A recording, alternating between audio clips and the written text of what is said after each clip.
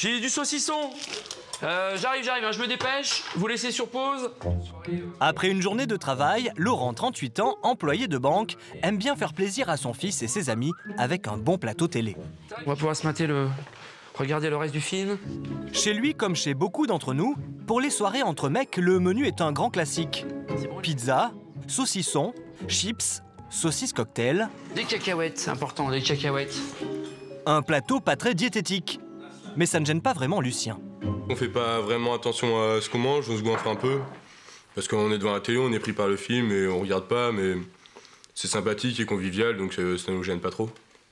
Selon une récente étude, les Français prendraient 20% de leur repas devant la télé. Au fil des années, le plateau repas s'est donc imposé dans notre salon. Problème, s'il est facile à préparer, avec les pizzas, les sodas, les crèmes glacées et le saucisson, il n'est pas bon pour notre santé. Cette habitude favorise la prise de poids. Mais rassurez-vous, plateau repas ne rime pas forcément avec gras. Voici quelques astuces pour déguster devant la télé sans culpabiliser.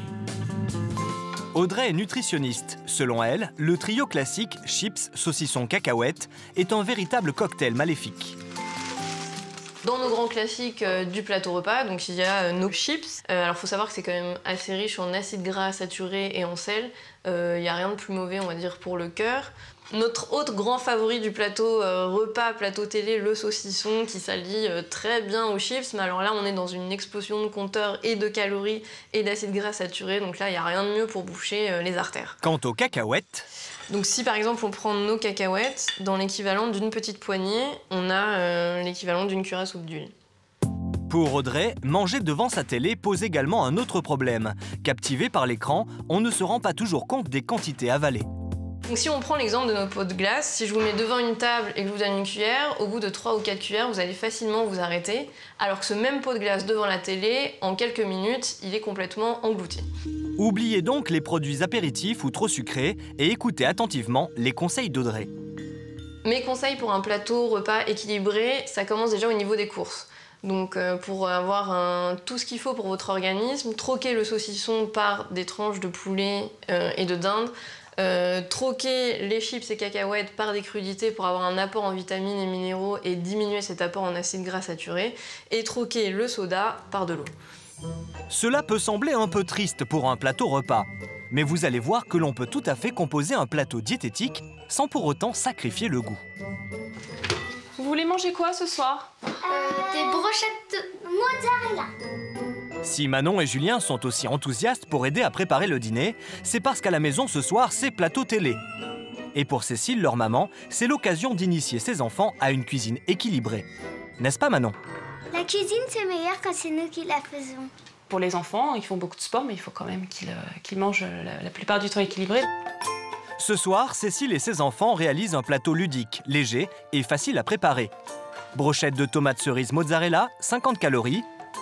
Salade de pâtes aux crevettes assaisonnée au yaourt et à l'huile d'olive, 250 calories. Et œufs cocotte, 90 calories. Des mets légers et équilibrés.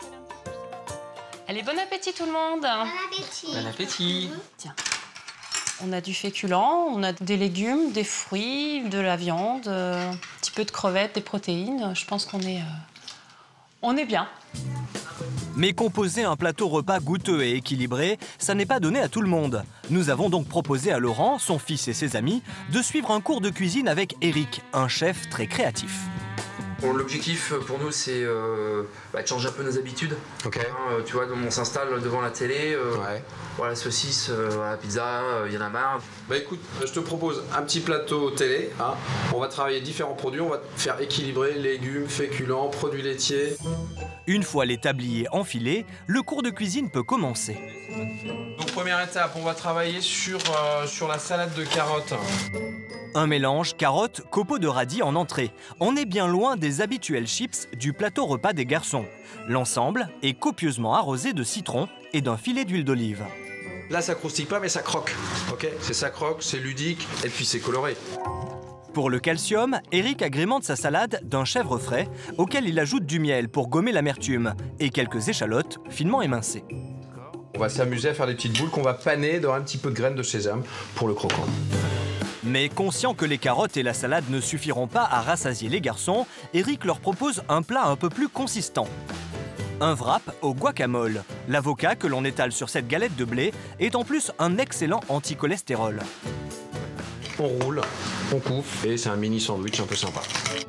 Ce wrap avoisine les 180 calories. C'est déjà moins qu'une part de pizza, mais surtout c'est meilleur. L'avocat est riche en fibres et en bonne graisse, des acides gras insaturés. D'accord? Ouais, bah oui, là j'ai un peu pressé. Hein. Je sais pas, c'est toi qui vas le manger. Oui. Non. Pour le dessert, pas de crème glacée, mais des tomates cerises façon pomme d'amour, un peu de caramel et des épices indiennes appelées palmasala. Deuxième dessert, aussi délicieux que simple à préparer, un gazpacho de kiwi bourré de vitamines. Ouais, c'est vrai qu'on pourrait se dire le kiwi, vitamine C, ça va empêcher de dormir. Bah pas du tout. C'est aussi riche en sérotonine. D'accord. Du coup, ça va favoriser le sommeil. Au final, même s'il est beaucoup plus diététique et qu'on ne mange presque plus avec les doigts, ce plateau télé d'un nouveau genre a-t-il tout de même conquis les garçons? C'est bon? Ouais. Ça te plaît? Bon, c'est bon. C'est vachement salé par contre. En plus, c'est bon.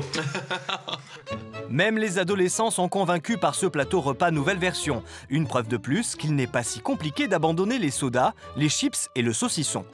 Maintenant, vous avez toutes les clés pour vous régaler tout en regardant un bon film. La préparation est certes un peu plus longue, mais c'est aussi un bon moment de convivialité.